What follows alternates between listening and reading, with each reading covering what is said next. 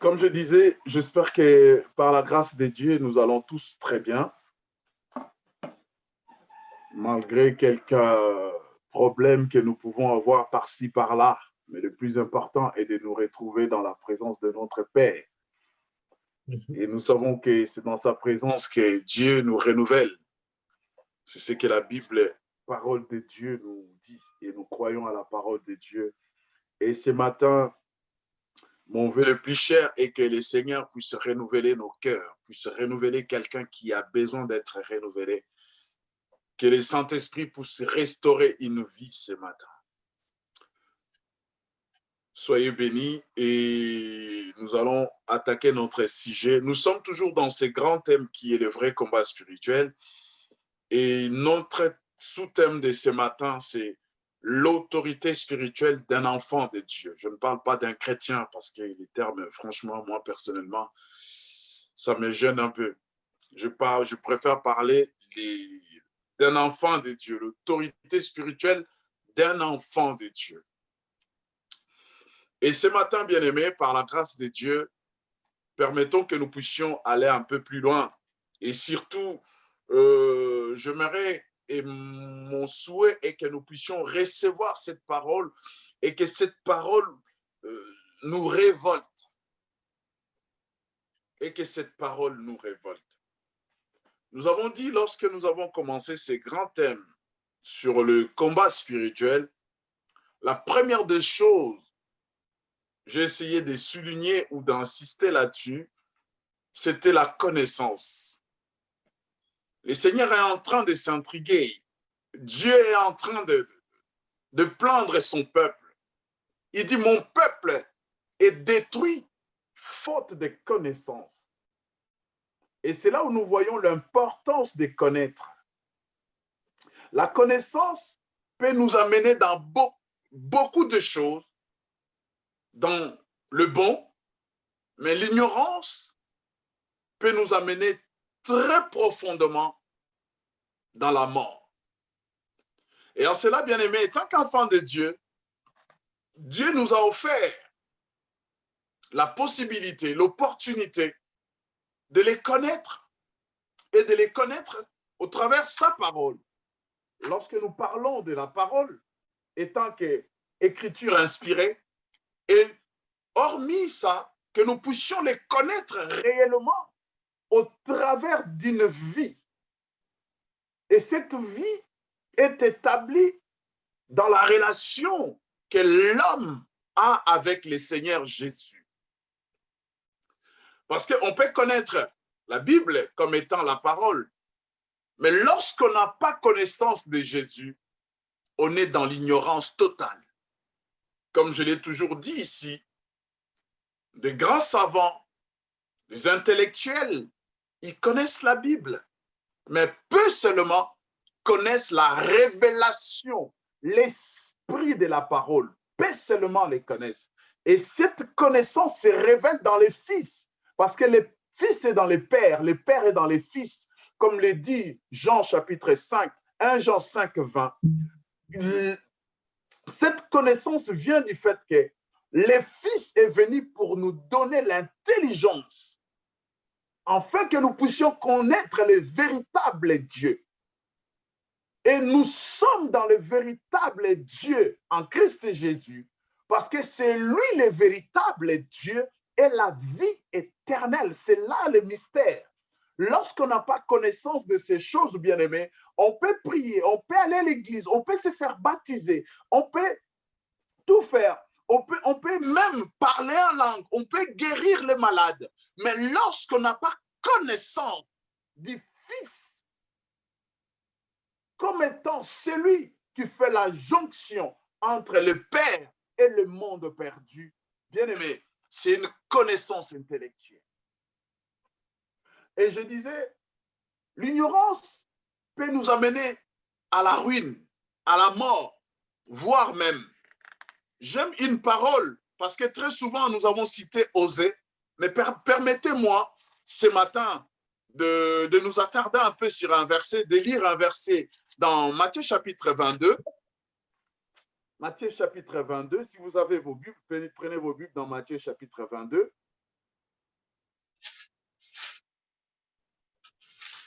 au verset 29.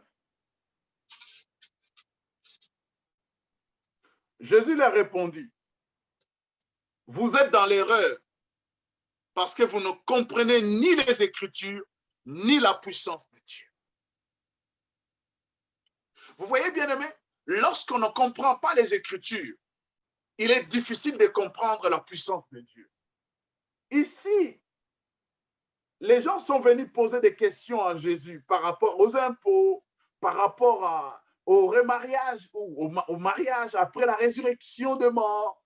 Lorsqu'un homme aura une femme et qu'il est mort, son frère l'a pris après selon la coutume juive de l'époque, et il pose la question, et à la résurrection des morts, la femme là sera la femme de qui? Et Jésus, prenant la parole, leur dit ceci. Vous êtes dans l'erreur. Et d'où vient l'erreur? C'est dans l'ignorance des Écritures et dans l'ignorance de la puissance de Dieu. Et ce matin, bien-aimés, par la grâce de Dieu, nous osons croire que le Seigneur nous fera la grâce de nous ressaisir, de comprendre réellement qui nous sommes.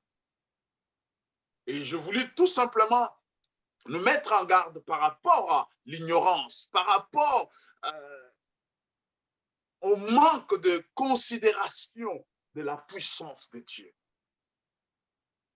Et en cela, nous allons commencer ce matin, bien-aimés, nous allons lire quelques portions de l'Écriture. Nous avons beaucoup de versets à lire ensemble.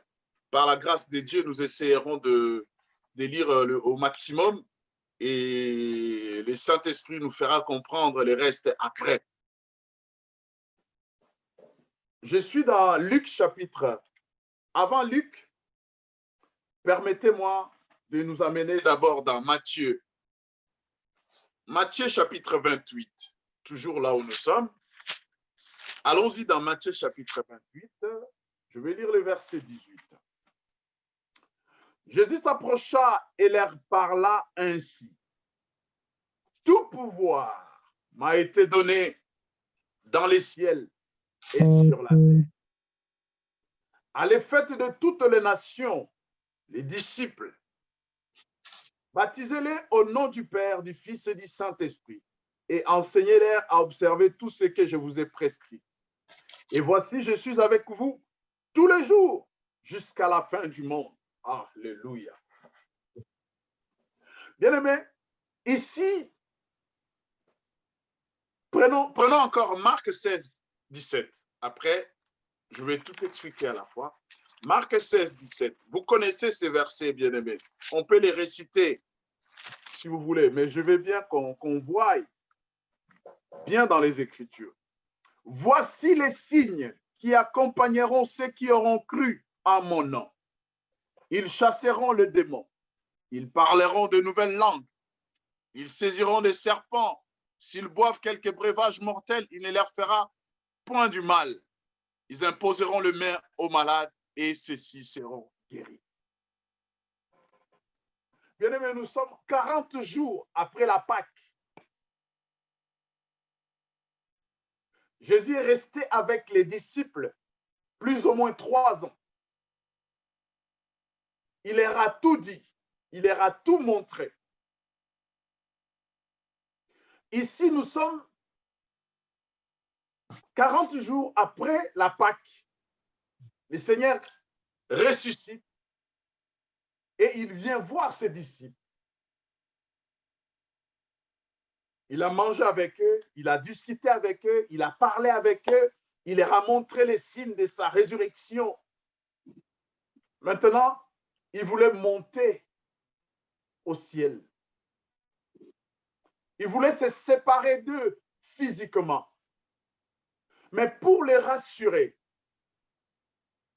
il va dans Matthieu 18, 28. Il dit, allez, faites des nations les disciples. Parce que tout pouvoir m'a été donné.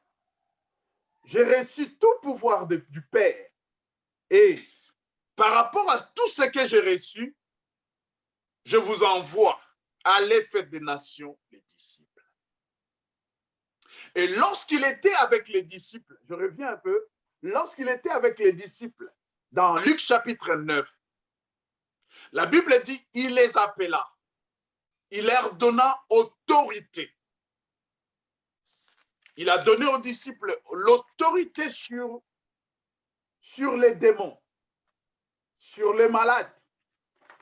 Il leur a dit, allez, guérissez les malades, chassez les démons et prêchez la bonne nouvelle. De même, dans Luc, toujours dans Luc, au chapitre 10, il a fait la même chose. Je vais lire cela. Il appela les 12 et leur donnant la puissance et l'autorité sur le démon, ainsi que le pouvoir de guérir les maladies. Il les envoya prêcher le royaume de Dieu et guérir les malades.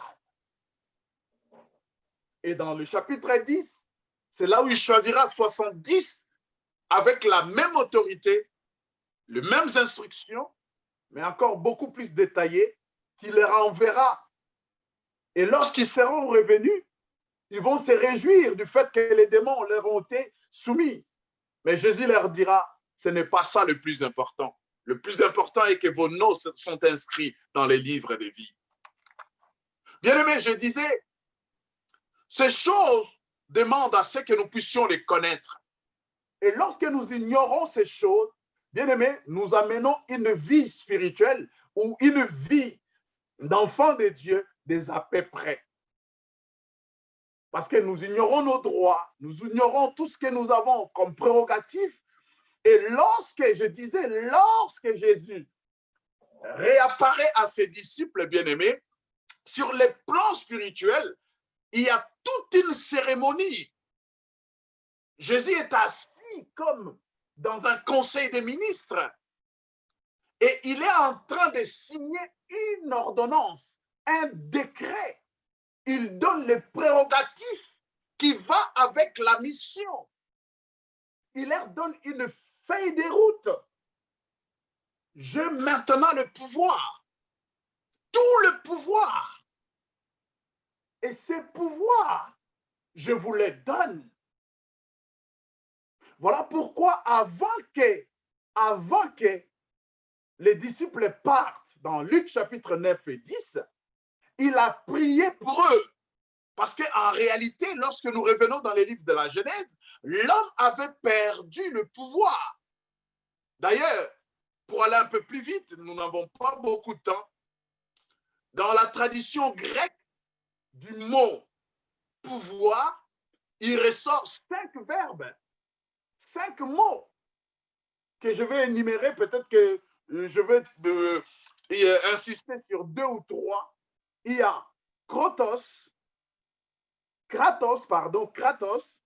il y a Ischis, Exousia, Dynamis et Energia.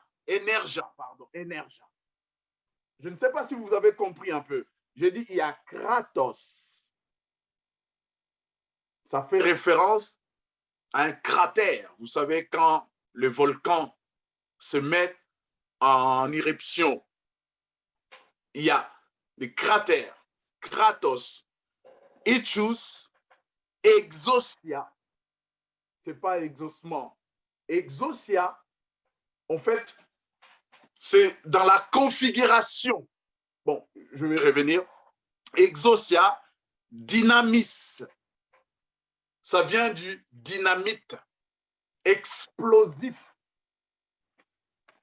Et énergie, puissance, force.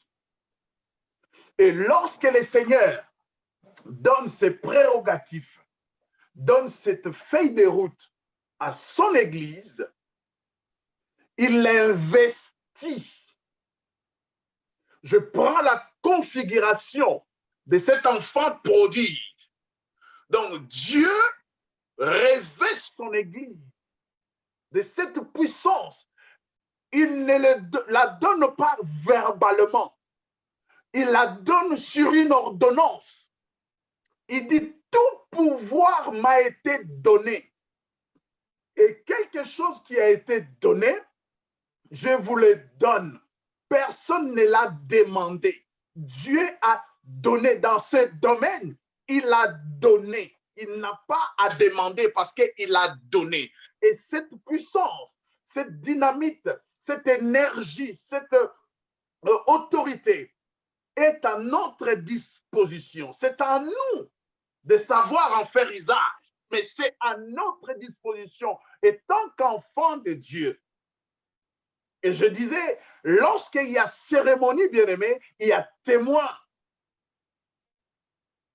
Et dans ces domaines, les forces occultes sont témoins.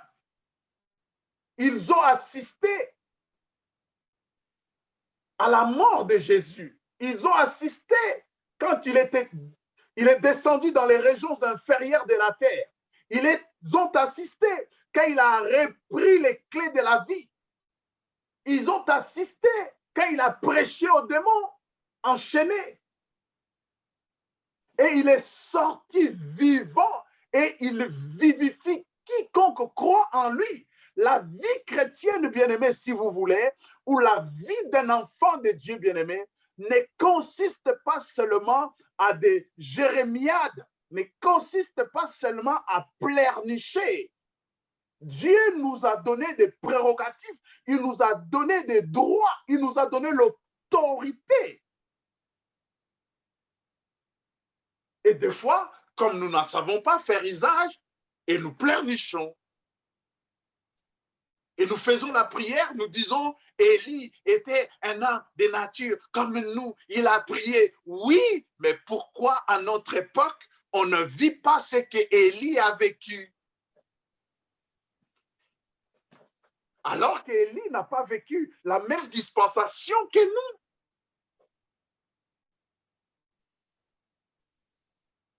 Lisez 1 Roi 17, vous verrez qu'Élie n'a pas fléchi ses genoux pour aller dire à Akab, il n'y aura ni rosée ni pluie, si ce n'est qu'à ma parole.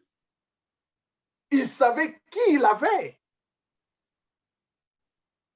Si vous voulez, le mot autorité ou exaucia veut dire, c'est une autorité, c'est un pouvoir exercé, c'est une autorité, un pouvoir délégué qui donne l'autorité à quelqu'un d'exercer un pouvoir. Exaucia.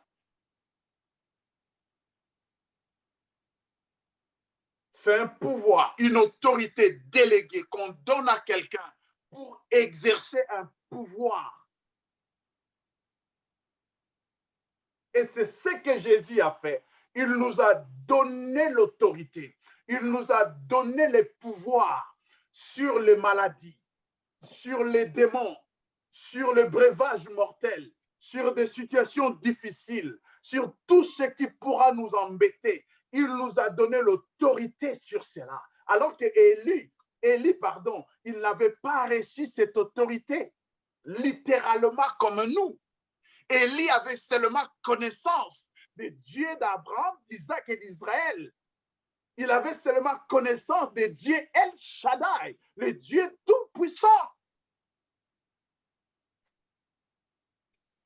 Oui, bien-aimé, je parle à l'Église. Je parle aux enfants de Dieu. Pourquoi nous ne voyons pas ces choses?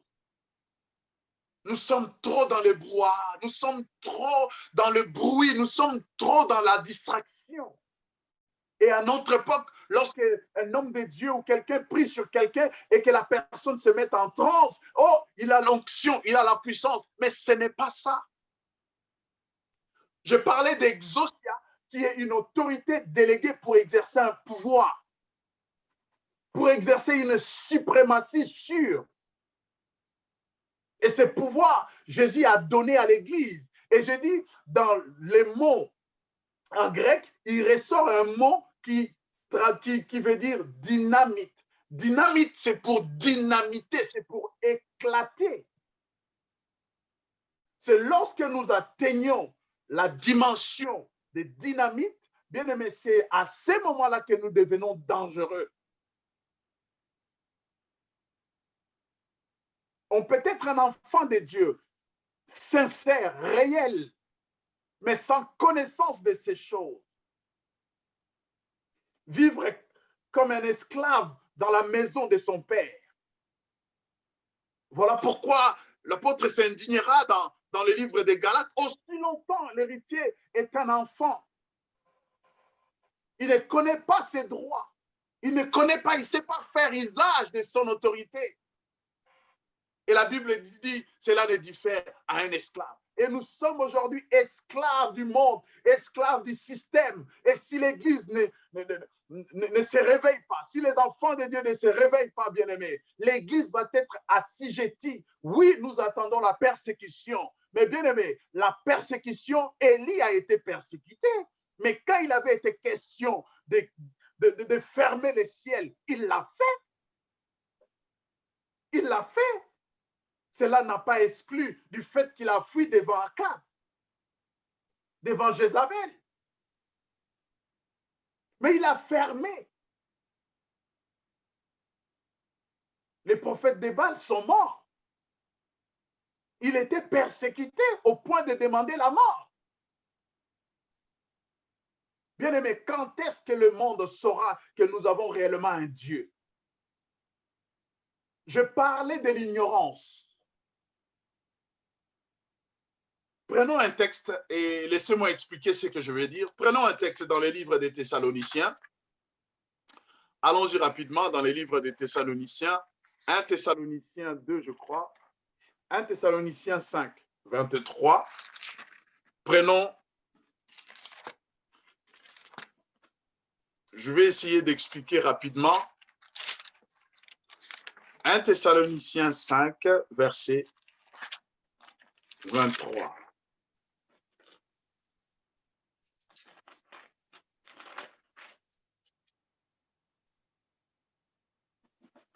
Que le Dieu de paix vous sanctifie lui-même tout entier.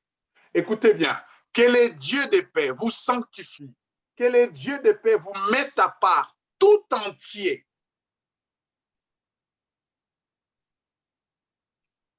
Que tout votre être, esprit, l'âme et le corps soient conservés sans reproche à l'avènement de notre Seigneur Jésus. Bien-aimé, j'aime un chant. Je me rappelle d'un chant qu'on chantait il y a longtemps. On disait que les gens ils viennent à l'église seulement avec leurs pieds. Mais le corps et l'esprit, je ne sais, l'esprit surtout est ailleurs. La Bible dit que le Dieu de paix vous sanctifie. Dieu ne nous met pas à part, bien-aimés, spirituellement seulement. Dieu ne nous met pas à part dans les sentiments seulement, dans la volonté, dans l'être. Dieu ne nous met pas à part dans le corps seulement. Mais lorsque Dieu nous sanctifie, il nous sanctifie l'être entier. Corps, âme et esprit. Aujourd'hui, je te pose la question. Quand tu vis la vie de Dieu, tu la vis dans quelle dimension de ton être? Très souvent, nous avons vécu la vie de Dieu dans cette dimension corporelle, charnelle. Voilà pourquoi nous nous attardons à Dieu donne-moi, Dieu donne-moi, Dieu donne-moi, Dieu donne-moi. Bien aimé, nous avons des exemples. Je donne un exemple d'Élisabeth, la maman de Jean-Baptiste. Elle était stérile, mais nous ne voyons nulle part où ni Zacharie ni elle ont gêné, ont prié pour qu'ils aient un enfant. La Bible dit, ils servaient comme sacrificateurs. Ils servaient dans le temple. Et la Bible dit, ils étaient avancés en âge. Laisse-moi te dire une chose. Ta stérilité ne préoccupe pas Dieu. Ta stérilité ne fait pas peur à Dieu. Ta stérilité, ce n'est pas ça que Dieu ne va pas souffrir pour t'exorcer par rapport à ta stérilité. Le problème de Dieu, comment te sers-tu? Comment tu les sers? Comment tu les considères? Si tu les considères seulement un Dieu corporel, mais Dieu se moque. Dieu s'érit. Dieu est intrigué. Ton père est intrigué. Il est triste. Je m'illustrer une histoire. Lorsque Saoul, son père, l'appelle pour dire « Allez chercher mes ânesses ». Et Saoul est parti. Et là, derrière, il y a quelqu'un qui rencontre Saül. Il dit à Saül, mais non, les ânesses sont retrouvées. Mais la préoccupation de ton père, il se soucie de toi. Dieu se soucie de ta vie. Les ânesses ont été retrouvées. Retourne ton père à un projet. Ta stérilité, les enfants, Dieu donne à qui il le veut. Même ceux qui jeûnent, qui prient pour le voyage, ce n'est pas ça, bien-aimé. Dans quelle dimension de ton être sers-tu le Seigneur?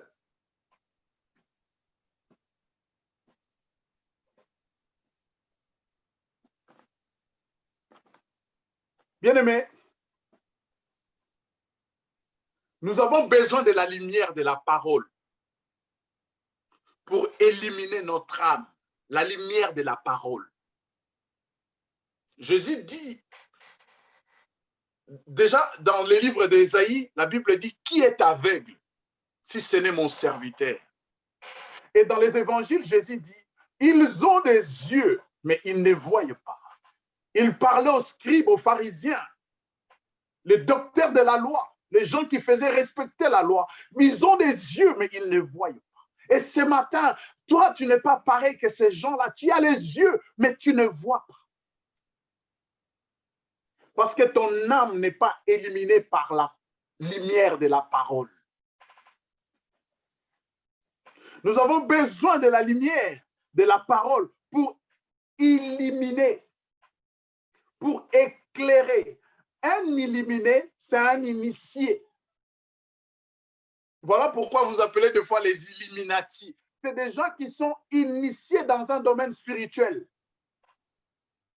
Et nous aussi, bien-aimés, nous avons besoin d'être illuminés. Notre âme doit être illuminée. C'est-à-dire, nous devions connaître le Seigneur dans notre âme. Nous devions élever notre dimension de connaissance. Nous devions élever notre dimension de connaître Dieu dans notre âme, dans nos sentiments, dans notre volonté. Nous devrions élever notre volonté. Voilà pourquoi même dans la prière de notre Père, Jésus dit, que ta volonté soit faite sur la terre comme au ciel. Lorsqu'on connaît la volonté de Dieu, lorsqu'on sait ou on ignore la volonté de Dieu, on dit, Seigneur, non pas ma volonté, comme le Christ l'a dit, mais la tienne. Oh, je l'ai dit aussi à ma honte. Combien de fois n'avons-nous pas pris de décisions sans toutefois consulter Dieu, sans toutefois jeter un œil dans la parole de Dieu, dans la connaissance que nous avons? Et nous l'avons fait dans la chair. Des fois, les conséquences ont été néfastes. Et nous avons besoin, bien-aimés, de la révélation. La révélation, c'est pour éclairer notre esprit. Je dis, nous avons besoin de la lumière pour illuminer notre âme. Nous avons besoin de la révélation pour éclairer, donner la lumière à notre esprit. J'aime David lorsqu'il dit, la révélation de ta parole me rend sage. Et là où nous venons de lire dans l'histoire de ces gens qui sont venus demander à Jésus à qui sera la femme après la résurrection, Jésus dit, vous êtes dans l'erreur parce que vous ne connaissez pas les Écritures et ni la puissance de Dieu. Voilà pourquoi nous avons besoin de la révélation, bien-aimés. Si moi, Léon, je dois gêner pour avoir la révélation de la parole de Dieu. Je dois gêner pour que mon âme soit illuminée. Il y a certaines choses, bien-aimées, Dieu nous a déjà données. Mais c'est parce que nous ne sommes pas illuminés, nous n'avons pas la lumière de la révélation. Voilà pourquoi nous ne saisissons pas. Lorsqu'Élisée était face à la diversité, il a dit, char d'Israël et ta cavalerie. Et le serviteur qui était avec lui, il n'avait pas la révélation. Il n'avait pas la révélation. Et quand il n'y a pas de révélation, le peuple périt. Et pour lui, c'était la perdition, c'était la mort. Et l'homme de Dieu lui dit, si le Seigneur t'ouvrait les yeux, il n'était pas aveugle.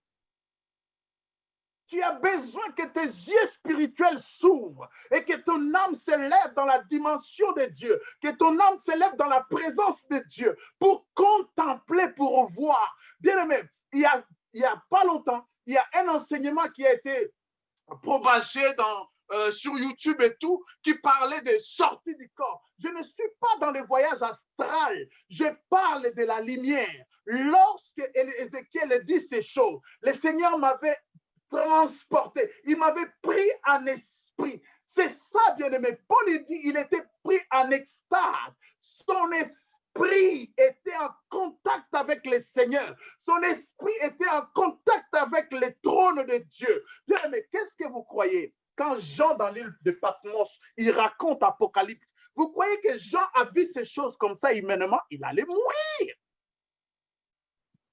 Il allait mourir. Lorsqu'il a entendu la voix, la Bible dit, il toucha, il me toucha, il me toucha. Que la main de Dieu touche quelqu'un ce matin. Que la main de Dieu touche quelqu'un ce matin. Que la main de Dieu rende quelqu'un spirituel ce matin.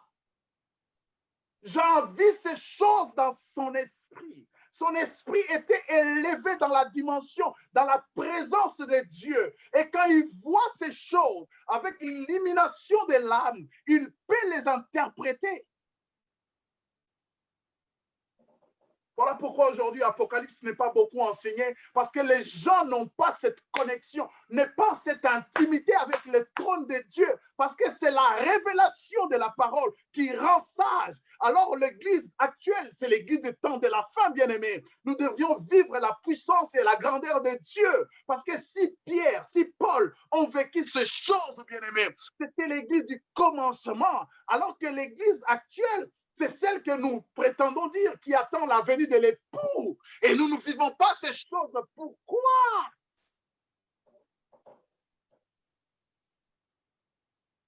Est-ce que parce que les disciples croyaient que Jésus va revenir bientôt?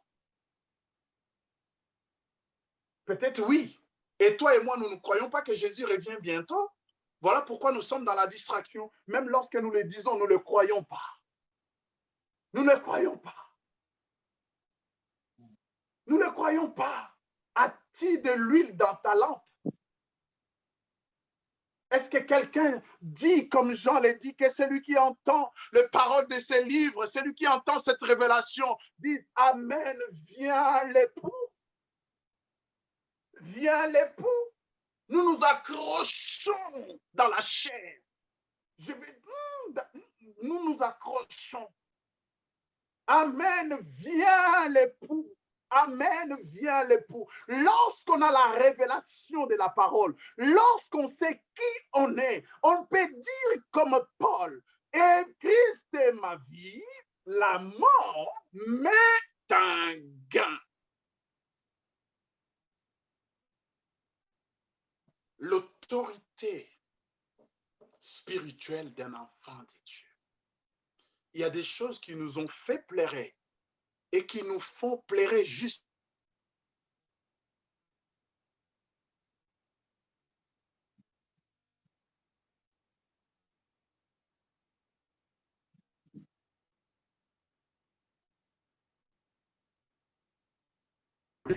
Les diables nous fait pleurer. La société nous fait pleurer. Bien-aimés, le monde est en train de préparer la venue du nouveau ordre mondial.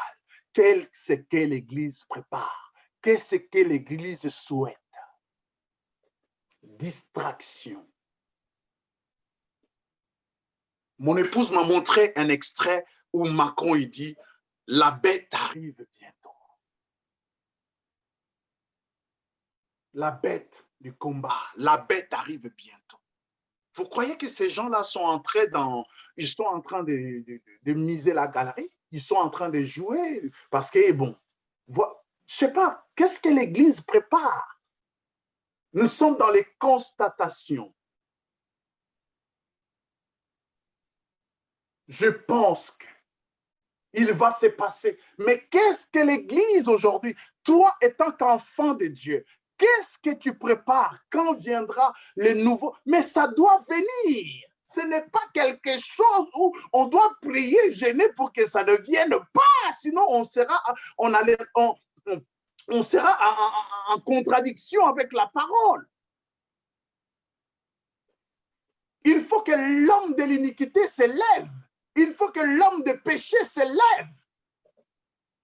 C'est la Bible, là où nous venons de lire dans Thessaloniciens, c'est là.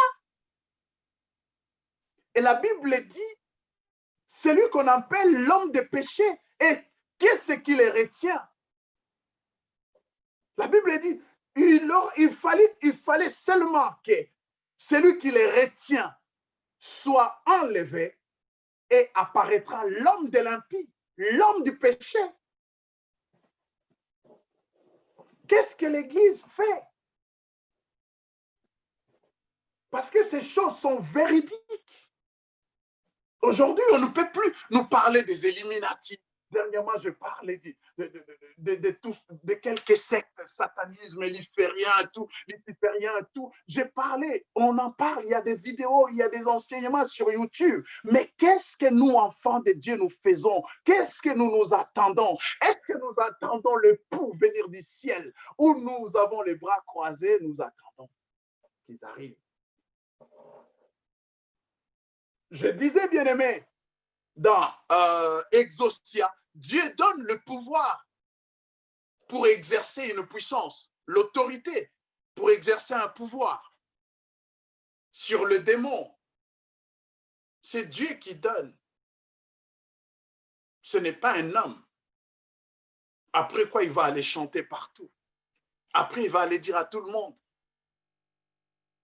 c'est moi qui lui ai donné du gaz. Il n'était rien. Mais Dieu te les donne gratuitement, dans l'anonymat. Personne n'est au courant. Si ce n'est que toi, lorsque tu reçois la révélation,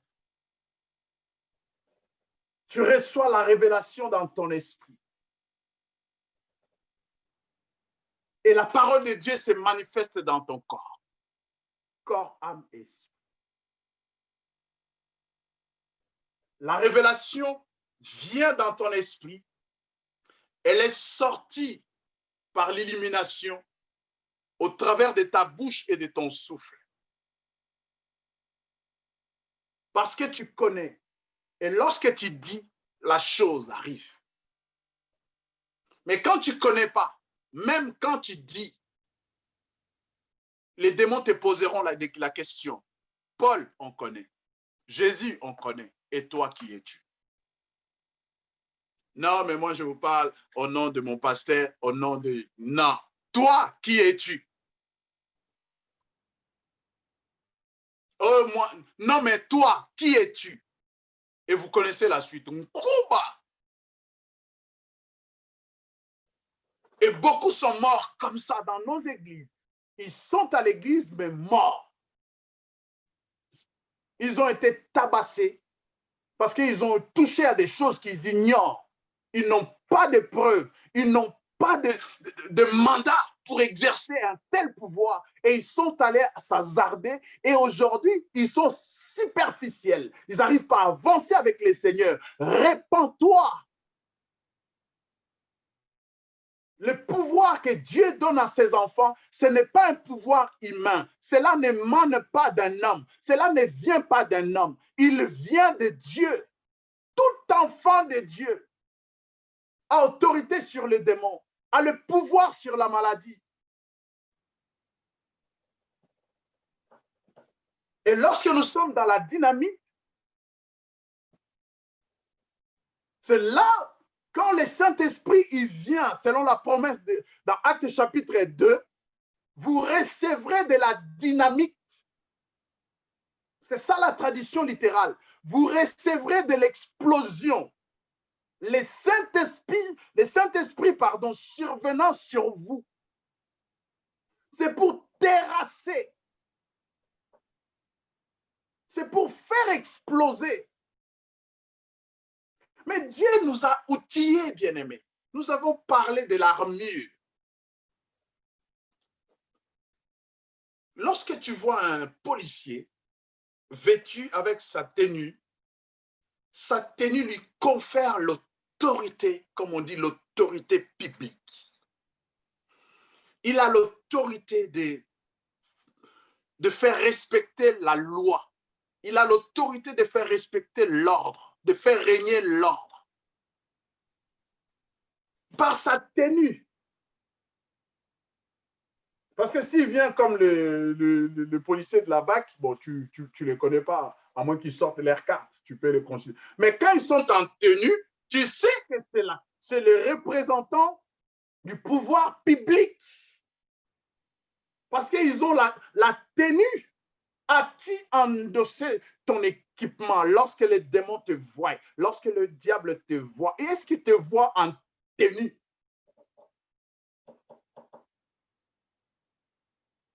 C'est ça, bien-aimé. C'est ce qui manque à l'Église. C'est ce qui tue l'Église. C'est parce que nous n'avons pas l'illumination de l'âme. Nous n'avons pas la lumière de la révélation et nos corps n'exercent pas la parole ou le pouvoir que Dieu nous donne, nous confère par sa parole. C'est ça le problème. Ne croyez pas que moi seulement j'ai le pouvoir parce que je suis pasteur ou parce que je suis apôtre, parce que j'ai les ministères, soi-disant. Non, c'est donné à tout enfant de Dieu à enseigner-leur, à observer tout ce que je vous ai prescrit. Jésus nous a dit quand il est monté, avant de monter, il nous a dit qu'il nous a donné le pouvoir de marcher sur les scorpions, sur les serpents et sur toute la puissance de l'ennemi. Rien ne pourra nous nuire. Je te l'ai dit à toi parce que c'est Jésus. C'est comme ça que nous avons reçu les messages. Je prie, je prêche pour ma vie aussi. Commence à te révolter. Qu'est-ce qui te préoccupe? Qu'est-ce qui dérange ta vie? Qu'est-ce qui bloque ta vie?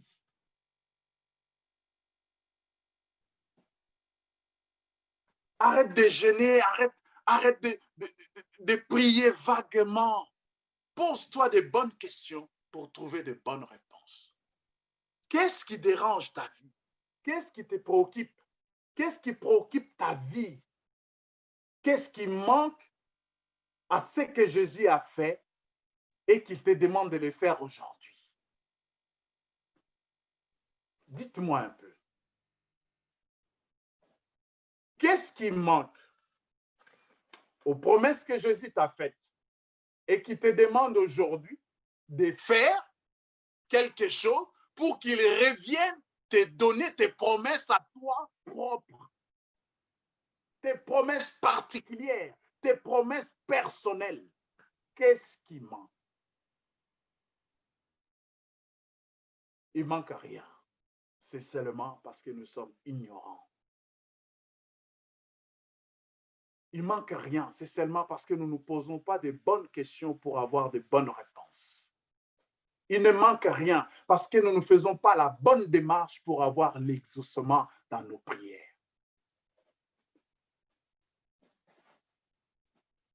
Bien-aimés, l'autorité que nous avons aujourd'hui, Élie ne l'avait pas. L'autorité que nous avons aujourd'hui, les patriarches n'en avons pas. Mais nous avons trouvé grâce aux yeux de Dieu. Et nous avons cette autorité. Cette autorité, nous l'avons par la révélation de la parole de Dieu. Qu'est-ce qui nous préoccupe? Elle est où la place d'un chrétien dans la société actuelle? Nous sommes confondus. Nous sommes mélangés. On ne sait pas qui est qui. Nous pleurons tous comme le monde. Nous pleurons tous comme des païens. Quand les païens pleurent, nous aussi nous pleurons. Il n'y a pas des hommes et des femmes de foi qui se lèvent comme David, qui est cet incirconcis, qui vient défier l'armée de l'Éternel des armées. Moi, je les combattrai. Je donnerai ta tête aux oiseaux du ciel. Il est où, c'est David? Bien-aimé, David avait seulement les témoignages. Il n'avait pas la parole, mais dans les témoignages, il avait la révélation de ces dieux-là. Qu'est-ce qui nous manque aujourd'hui? Je vois des hommes de Dieu s'époumoner, se casser en deux pour transmettre, bien aimé, l'autorité, le pouvoir n'est pas un domaine privilégié, n'est pas un domaine réservé, n'est pas une exclusivité pour les hommes de Dieu, tout enfant de Dieu. J'ai une fois lu le témoignage d'un homme de Dieu nigérian, Edeosa, je sais que beaucoup le connaissent. Dans son témoignage, il dit ceci. La première fois qu'il a écouté l'évangile, il a été touché par l'évangile, c'était dans un village qui était à quelques kilomètres de son village. Et il était parti écouter l'homme de Dieu. Et dans sa prédication, l'homme de Dieu a dit, en mon nom, vous susciterez les morts. En mon nom, vous imposerez les malades et les malades seront guéris. Alors qu'il rentrait dans son village, il arrivait dans un autre village, il a vu qu'il y avait un deuil, on plairait un mort. Et ce jeune homme est parti voir, il a demandé la famille de la personne qui était décédée, on lui a montré, il est parti leur dire, moi je sors, je viens d'une réunion, et dans cette réunion où je viens, il y a un homme qui a dit, si je crois au nom de Jésus, je poserai les mains aux malades et les malades seront guéris. Je ressusciterai les morts. Et moi, je veux mettre cette parole en exercice. Laissez-moi seulement entrer, toucher, prier pour les morts. Un jeune homme. Un jeune homme. La seule chose qu'il avait retenue de cette réunion, il a cru au message de ce Messie. Et dans son témoignage, il dit, on lui a accordé. Il a prié pour ses morts et le mort est revenu à la vie. Ce n'est pas des histoires. C'est passé au Nigeria. Il y a des livres qui sont écrits et personne, ni les musulmans, ni les catholiques, ni n'importe quelle confession religieuse au Nigeria ou en Afrique ou dans le monde, ils ont contredit cela parce que c'est véridique. Et pourquoi nous ne vivons pas ces choses? Parce que nous croyons que c'est l'homme de Dieu, c'est notre pasteur, c'est notre évangéliste, c'est notre docteur, c'est notre apôtre, c'est notre... je sais pas, tous les 5 ministères, c'est eux qui ont l'exclusivité de la puissance et du pouvoir. Mais non, à tous, Marc 16, 17 dit, voici les signes qui accompagneront ceux qui auront cru en mon nom. En mon nom. Et Jésus nous a donné ce pouvoir. Dans Jean 1, 12, il dit, à tous ceux qui croient, à tous ceux qui l'ont reçu, il a donné le pouvoir, il les a investis d'un pouvoir de devenir enfants de Dieu. Tu es un enfant de Dieu. Tu es une enfant de Dieu. Ton pasteur, ton maman pasteur, ton évangéliste, je ne sais qui, est enfant de Dieu. Il n'est pas plus que toi. Le monde est dans les chaos. Le monde est dans les gouffres. Je l'ai dit aussi à ma honte. Nous sommes où l'Église? Nous sommes où l'Église? Pour sortir la tête de l'eau. Nous sommes où l'Église? Et nous faisons les jeux de politique. Les politiques qui font leurs jeux, nous sommes entrés dans les jeux. Ils nous parlent du coronavirus, nous sommes dans le coronavirus, nous sommes dans le de Covid-19, nous sommes dans les morts, nous sommes dans les morts, nous sommes dans leurs jeux. Ils nous amènent en bateau, nous sommes distraits. Et pendant ce temps, l'époux vient, l'époux vient, l'époux vient. Viens, celui qui entend les paroles de ce témoignage, de cette révélation, dit, oui, amen, viens l'époux. Viens l'époux. Tu as le pouvoir, non seulement de chasser les démons, tu as le pouvoir non seulement de guérir les malades, tu as le pouvoir de changer les cours des événements. C'est ce que j'avais dit par rapport à Daniel, par rapport à Meshach, Shadrach et Abednego. Tu as le pouvoir par rapport à Élie, par rapport à Élisée. Ils n'ont pas seulement fait des choses sur le plan familial ou dans un cadre familial. Ils ont fait des choses dans un cadre national. Ils sont où? Ils sont où nos prophètes? Ils sont où les enfants de Dieu pour nous apporter ainsi, dit le Seigneur? Pendant ce temps où le monde pleure, pendant ce temps où nous sommes dans les chaos. Elle est où l'église? L'épouse? La Bible dit, lorsque le monde dira paix et sûreté, c'est alors qu'une ruine soudaine les surprendra. C'est alors qu'une ruine soudaine les surprendra. Bien-aimé, la Bible dit, la parole de Dieu ne consiste pas seulement en parole, mais en dynamite. Je prie que quelqu'un se révolte. Oui, les pensées qui te traversent là, c'est une bonne initiative. Vas-y, fonce. Impose les mains aux malades. Même, vas-y. Parle à cette situation, tu penses qu'il te rabaisse. Ordonne. Tu as ces pouvoirs. Jésus est mort pour cela. Dans Philippiens chapitre 2, à partir du 8e verset, il est écrit, il a été obéissant jusqu'à la mort de la malédiction, c'est-à-dire la mort de la croix.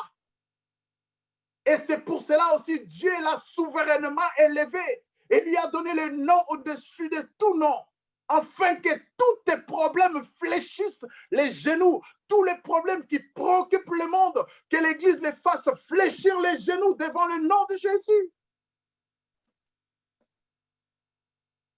Oui.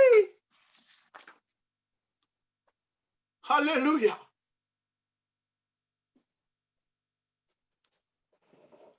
Elle est où l'Église? Nous prêchons pendant 1 heure, pendant 2 heures, et nous ne voyons pas la démonstration de la puissance de Dieu. Nous jeûnons, nous prions de jour, de nuit, mais nous ne voyons pas la démonstration de dynamite.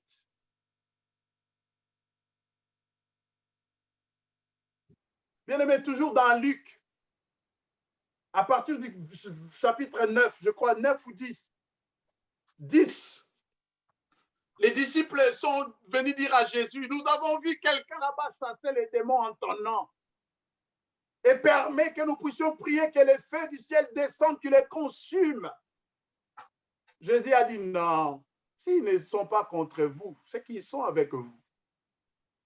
Je voudrais dire une chose, ils n'ont pas demandé le feu pour consumer un esprit. Ils ont demandé le feu pour consumer une personne physique. C'est-à-dire, nous avons ce pouvoir. Jésus n'a pas dit que non, cela n'est pas faisable. Il a seulement dit non. Peut-être dans les cas où il est contre vous. Mais depuis que nous avons commencé à descendre le feu, ni les prophètes de Baal, ni ces gens-là, cet homme-là qui prêchait, qui chassait, on n'a vu personne brûler. Elle est où la puissance, le pouvoir, la dynamite de l'Église? Elle est où? La puissance. Elle est où? Léon, elle est où la puissance que Dieu t'a donnée? Je l'ai vendue par ma chair.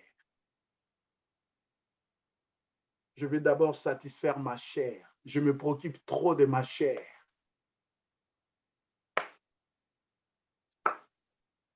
À nous de la Philadelphie.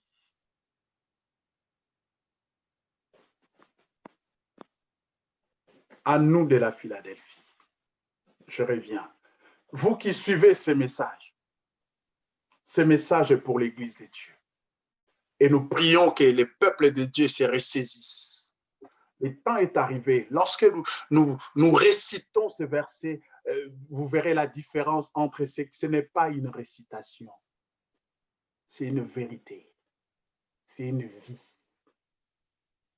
Que le Seigneur vous bénisse. Je prie qu'il y ait une révolte dans votre vie. Je prie que vous commencez à considérer Dieu autrement. Je prie que vous commencez à considérer votre positionnement vis-à-vis de Dieu autrement. Que vous passez de l'stade charnel à un stade spirituel. Amen. Élevez votre âme au niveau du trône de Dieu. Élevez votre esprit dans la présence de Dieu. Élevez, allez dans la présence de Dieu. La Bible dit, Dieu nous a donné le Saint-Esprit et le Saint-Esprit, il sonde le profondeur de Dieu. Bien-aimé, laisse que la dynamite, le Saint-Esprit vous amène dans le profondeur de Dieu. C'est ça ma prière. Saint-Esprit, amène-moi, Léon, dans le profondeur de Dieu. Que le Seigneur vous bénisse, je disais. Amen.